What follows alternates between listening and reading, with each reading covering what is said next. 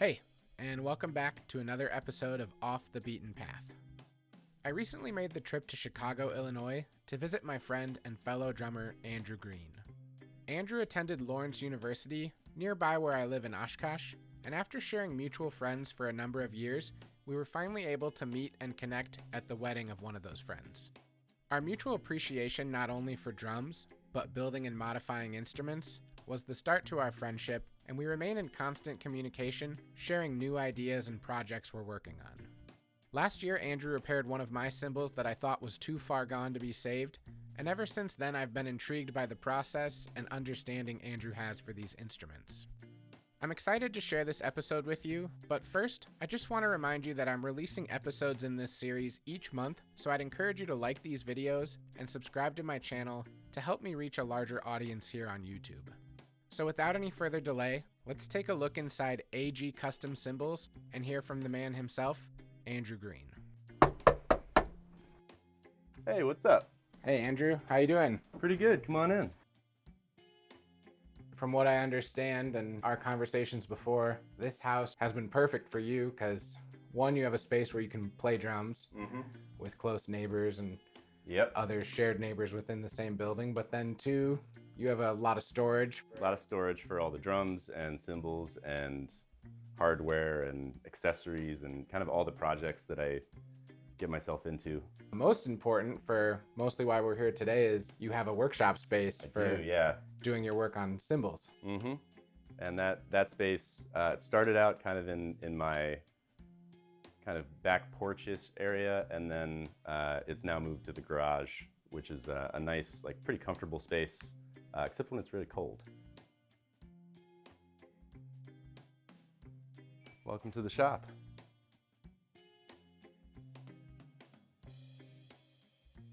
Well, I guess over the last, 6, 8 years, you've been working on cymbals? It started before that, actually. It started while I was at Lawrence, and we had a few cracked cymbals, and my professor, Dane Richardson, asked me as the percussion studio assistant, is there anything we can do about this? So I had been on the Cymbalholic forums. I just kind of like went on there and searched for something, and someone had just posted a tutorial fixing a body crack on a cymbal using a Dremel, and I, just with pictures and descriptions, and I kind of like looked at it and yeah, I just need to buy a Dremel and a couple bits, sure.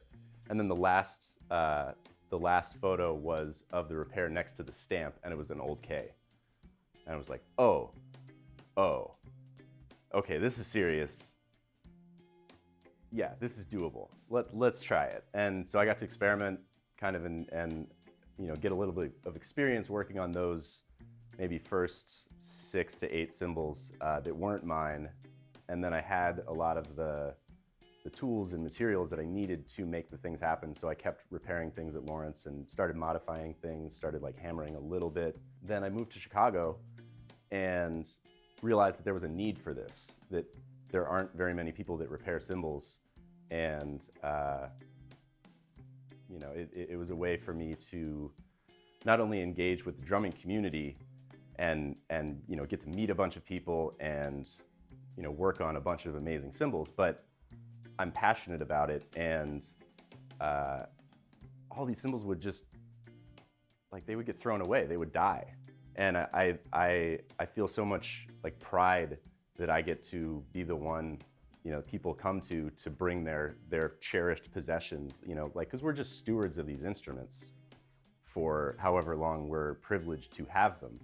And especially the really nice ones, they're worth saving. And every other instrument has luthiers or, essentially instrument mechanics that fix them up, tune them, make them better. And we don't really have that with cymbals. You just you get the one that you get, and then there's nothing else to do.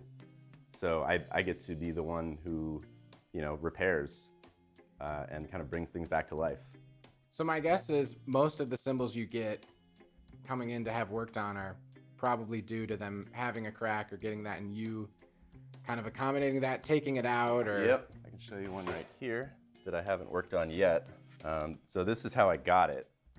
And, it's just a dream, kind of big pretty flat profile, gongy type cymbal, but you know, it had cracks cut out. I don't think by me, but it cracked again over here, and so my job is just to mitigate the damage. Any kind of flaw, any imperfection in that repair edge, I've found matters quite a bit. I think I try to focus on the final finishing a little bit more, and I've gotten a lot better at that aspect of it since I started making jewelry out of the scraps of cymbals. When you look at something so small and you're really careful about finishing a small thing, you get very good at it, and then when you try to kind of move that up into a larger scale, you've figured out a lot of the tricks. So it's not as daunting, I guess, when you try to approach, refinishing a large ozone hole or a big edge crack like that one.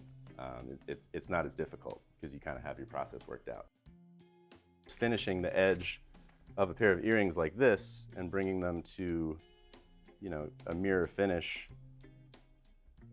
or adding a brushed finish to the surface and making sure that the edges are slightly broken so that it's not sharp or dangerous, because what if you lean your head over and it gets stuck? Yeah. And you cut your, I don't want to be responsible for that kind of, I guess, injury.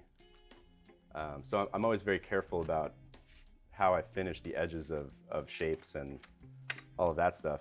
And it was kind of by accident that I got better at repairing cymbals because of making jewelry. But the quality of the repairs has gone up significantly since I started doing that. It was over the years, all the repairs that I've done, I just could never throw away the scraps.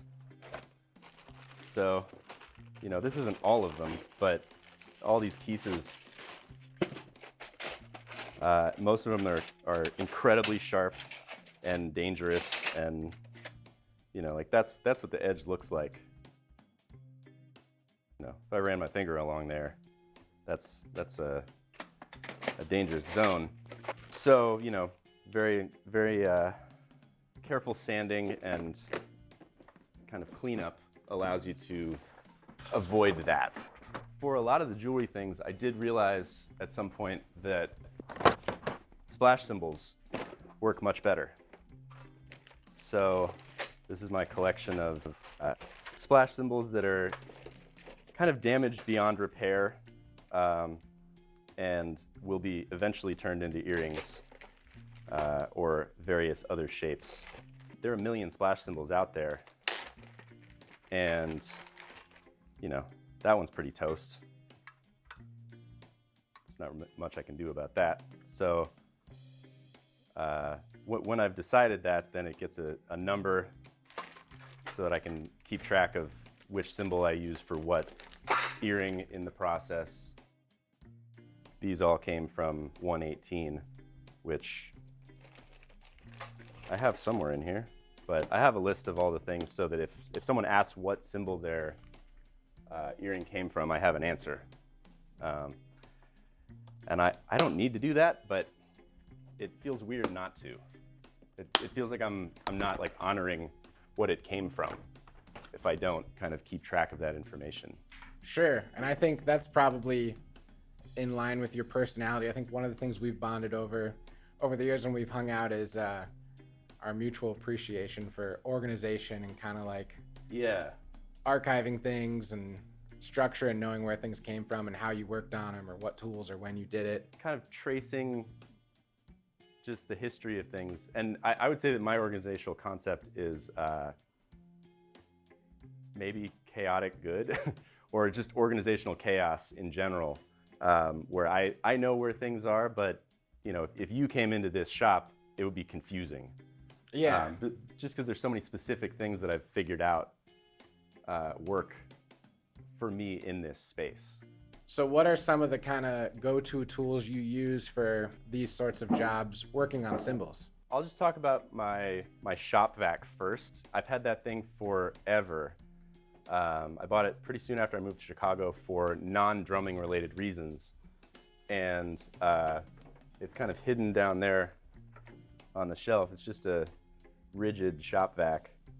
But That one is, pretty small form factor. It's not the kind of like taller barrel, so it fits on the shelf. I bought the flexible cable for it, and I have it on a foot pedal. So I can just clean up anything that I need to. I can just clean up at a moment's notice, kind of eliminating the need to reach down, turn it on. Kind of all of those things impede the flow state, I suppose. Just like your focus in the shop. Anytime you have to do something that's annoying, for me, it kind of takes me out of the process, and it makes the whole thing take so much longer. So like, great, what's a tool that you reach for all the time? I want to have it right here. So, when I'm measuring the length of a crack, I want to just have the caliper out and just like ready to go. And all the measuring and marking, and my stubby drill bits for drilling sheet metal, which is essentially what a cymbal is when you get into the industrial terms. Files, sanding jigs, just kind of all of these things are right here, easily accessible, and just ready to be used. This wonderful pendant motor, the Fordham SR, and I had gotten a job from a drummer in the suburbs of Chicago, where I don't know how, but he had built up a collection of maybe 15 or 17 cracked cymbals over the years, and had me repair all of them kind of all at once. And that was going to pay enough that I could justify getting a pendant motor. And so I bought it, and I've never looked back. This was like the best purchase I've ever made for the cymbal repair and jewelry, and just kind of making small things in a shop.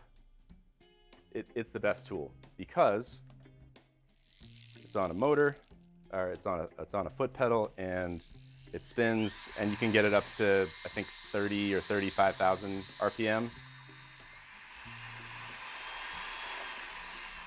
For long periods of time. I'll use this for a couple hours at once, and just has a chuck that is easily changed, so I can use a 16th of an inch drill bit, kind of all the way up to a little bit over 1/8 of an inch, and that covers most of the bits and tools that I use. So it'll start off with I use a fiberglass reinforced cutoff wheel, and I have a bunch of them mounted because even when one wears down or breaks, just having to change out the bit, it kind of impedes my process. Kind of the next step after that will be refining the edge, where I use these tiny little carbide burrs that I get from an industrial supply company. Then more refining of the edge using sanding discs and sanding drums that I custom make. And so if I come out here on a day when I don't feel like making jewelry or repairing a cymbal, where I don't have anything to work on, that's when I'll take a shop day and kind of focus on making something better about the process. So in addition to cutting cracks out of cymbals and modifying them in that way, and kind of reworking the surface of it, you also do some of the more typical things like adding rivets to cymbals. Yep. And then even hammering and kind of modifying cymbals that way? Yeah. So a couple of the cymbals I have over here, one of the challenges, I don't really like the 3-rivet cluster sound as much as the spaced rivet structure or design. So one of the challenges with that is like, how do you do the layout? So I was using a piece of paper that I'd printed out, and like just a Photoshop thing, I printed out on 6 sheets of paper and laminated for layout, and it was fine. But then I realized that the holes on these low volume, or the original version, the Gen 16 stainless steel maybe, or I don't know what this is made of, but the holes are perfectly spaced because they're cut by a computer. So there's 180 holes around the outside. And yes, I counted and went around and perfectly marked, you know, the layout for if I want to put 4, 6, 8 rivets in there. And usually that's enough. And I've done more, and you know, it's pretty easy to lay out 6 or 8, and then you know, you just turn it and measure halfway, and then you can put, you know, 12 or 16 or however many rivets you would really like. But that gets you a perfect layout so that your rivet design can be as close to perfect as possible, you know, without a giant layout machine. Drilling for rivets seems like such a simple task, but I just finished a whole set of cymbals. Really, it was 4 old Ks for a friend, and almost every rivet hole had issues. And they look fine, you know, at first glance, or like a couple of them had larger cracks, and so that's why I took them in to do the repairs. And then I have a jeweler's loop, a magnifying glass with a light in it that I think magnifies up to 30 or 40 times. And so I get in there, and there were spider cracks around almost every rivet hole. So they all had to be expanded. And on one of the cymbals, it seemed like the person who put the rivets in used heat on the rivets to actually like set the bottom of the rivet instead of a split rivet, or you know, you hammer it with a screwdriver and then the edge is split. This was a, well, I actually have it over here. I had to cut it off, but you can see it's solid. So they must have soldered it on, but each rivet hole was slightly scorched, which removes the temper from the metal, which is why you want to avoid the heat. And when you remove the temper, it causes the metal to be very brittle. The scorching of each of those rivet holes caused them to crack, and it breaks my heart a little bit, because I had to really alter this beautiful cymbal from the, I think, late 40s that one was from. But there's nothing to be done really, because if you leave them, they will eventually kill the cymbal. So a lot of my job is like mitigating damage that is there or has been there for many years. At some point last year, when I realized that the metal base that's built into the drill press, it just wasn't serving me in the way that I wanted it to, where I'd always have a piece of scrap wood on it, and it would always move around and shift around, and I'd always be clamping something, but then, you know, this would get blocked, or it was just annoying. So when I do drill this cymbal, I can just put it on there and know that the surface is supported, and I can just hold the cymbal, put the bit in there, spot check it, make sure it's in the right place, and then the most fun addition, now I can hold the cymbal and I don't have to deal with turning it on and off. I can just like really focus on the task at hand rather than the logistics of completing the task at hand. I started hammering just because I'd heard stories about, you know, drummers like Bill Stewart wanting to customize his cymbals, and so he, you know, just figured out a way to hammer them, and that was always so mysterious, but it didn't seem like that difficult to do. So I bought a couple hammers, including this ball peen hammer, and quickly realized, thanks to the Cymbalholic forums, that and some amazing cymbal makers that were on there at the time, like Matt Bettis and Craig Lauritsen and Matt Nolan, and stories that other people were telling from Roberto Spizzacino and Mike Skiba and Johan, and kind of just the crew of independent cymbal smiths at that time. And I'm sure I'm leaving someone out, but they talked about how, you know, you have to modify your tools quite a bit. So in addition to having like a very polished surface, if you're hammering a cymbal that you aren't going to lathe later, you have to shape each side. So when you get a ball peen hammer, they're much flatter on the flat side and they're much rounder on the round side. So using whatever tools you have, an angle grinder or a belt sander, or I guess you could do it by hand if you want to take 20 years to do it, but you have to round over the edges of the flat side and flatten out the round side, so that for the round side, it's too pinpoint and you're putting too much stress in one tiny area. So you can create stress cracks by trying to move not enough material so much. And on the flat side, the edges, if you happen to miss-hit the cymbal, then you're doing that same thing and you're putting all of that concentration into one tiny sliver. So by rounding over the edges, instead of, you know, a flat ridge that you're hitting the cymbal with, like, you know, I can get out to here, not that I would, but I have a little bit more flexibility with the hammer to kind of change the shape and the amount of force I'm putting into it.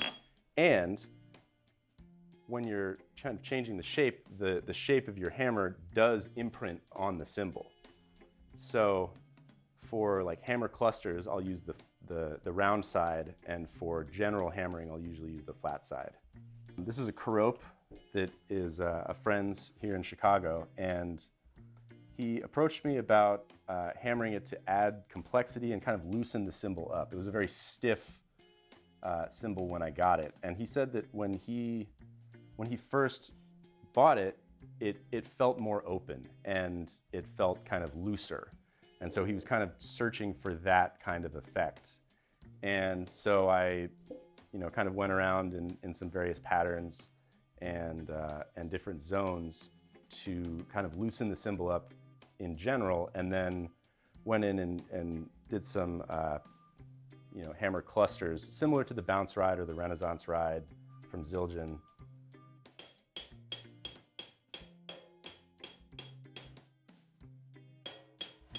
So in your time doing these cymbal repairs, I know it's kind of evolved a lot, and I know you keep an Instagram page for those kind of repairs, and you've had a lot of really significant drummers reach out to you to have you work on their cymbals or repair. Yeah. I've been privileged in that regard to get to interact with some amazing drummers and musicians, you know, that I admire and respect. One kind of memorable cymbal is one of Dave King's cymbals that he usually uses it on his left side, and it was a Super Zin, which they were made in England, I believe, from the 70s.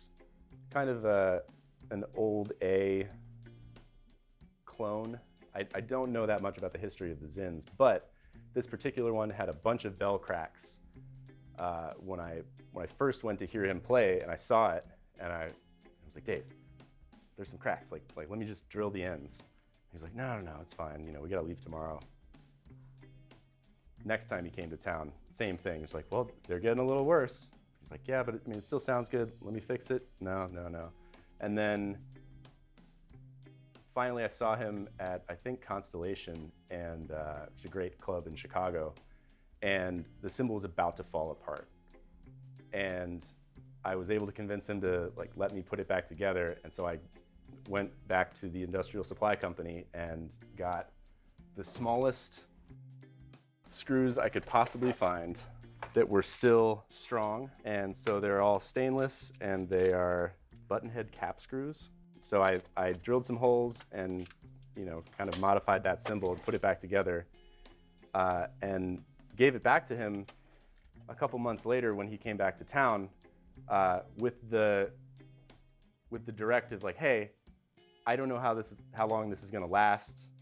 I would recommend just saving it for the special gigs or the studio, or, you know, maybe just the stuff around New York or Minneapolis, or, you know, the local things.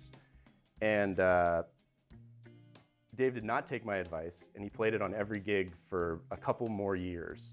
And somehow the cymbal is still going.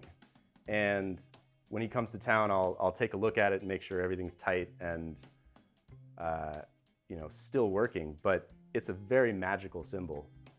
This cymbal that I have here today that actually needs a repair, this is one of Elvin Jone's cymbals. And he actually did play it, and it was part of a collection that George Flutis got to play when he, I think, was in Seattle playing with Joey DiFrancesco a number of years ago. And I'm not going to get all the details right, but a collector and shop owner had a collection of Elvin cymbals and brought them out for George to check out, and ended up letting him play them at the gigs that weekend. And George ended up buying this one, and it had cracks in it when he played it and when he bought it. And he took it to this guy, Jake Weinbrenner, Winebrenner, I'm not sure how to pronounce his last name, but Jake, Cymbals by Jake. His repair jobs are very unique in a way that that's the one circumstance that I've ever seen any sort of heat introduction into a cymbal like work.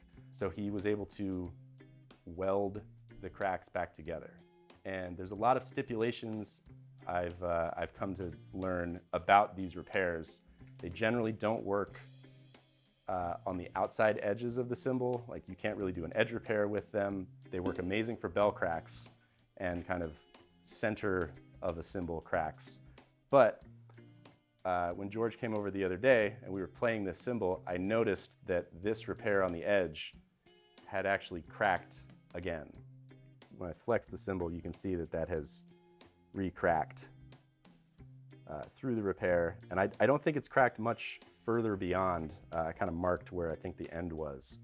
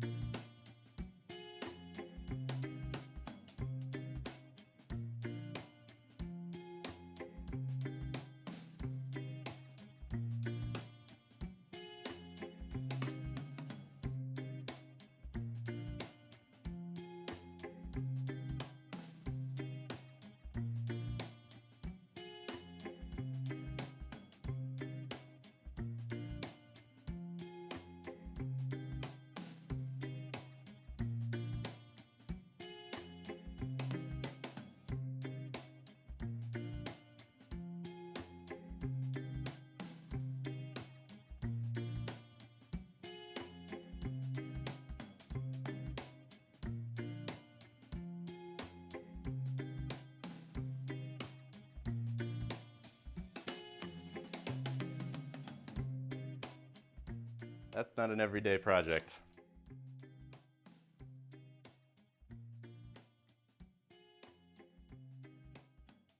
And welcome to the studio. So on top of being a cymbal repair specialist, you're also a really active performer and teacher. I am. So having a space where you can play is, especially in a big city, crucial. Yeah, it's kind of essential. And I was very lucky to find this place, and I've gotten to live here for quite a while. Yeah, we're in the basement. It's a duplex, so we have the first floor and basement, and there's not a lot of sound transfer up to our neighbors on the second floor, thankfully. So we can rehearse and play down here. I kind of keep like a 10 to 10 rule, so like not before 10 a.m. and not after 10 p.m.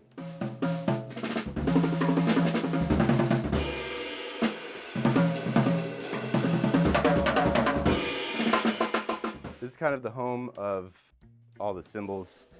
They're kind of like my A-team collection, and a lot of these are really nice, really interesting.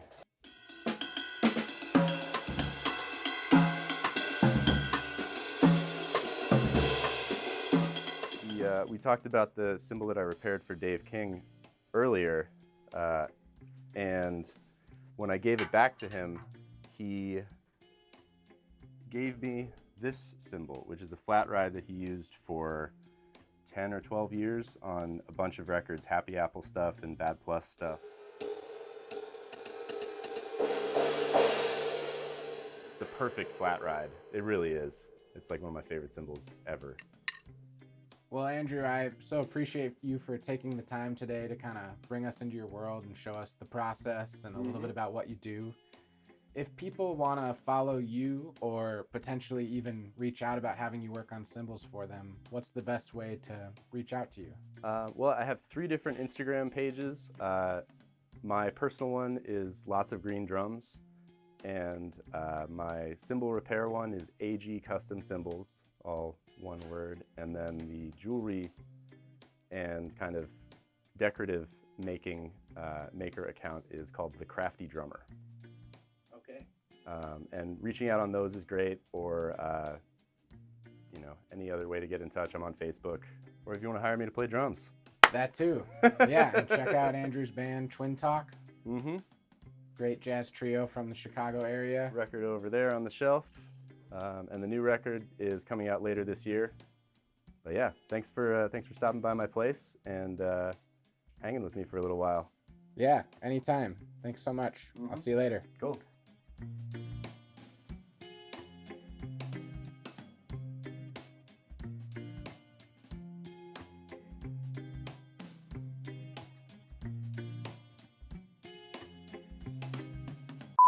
And make sure you like and subscribe to Mike's channel.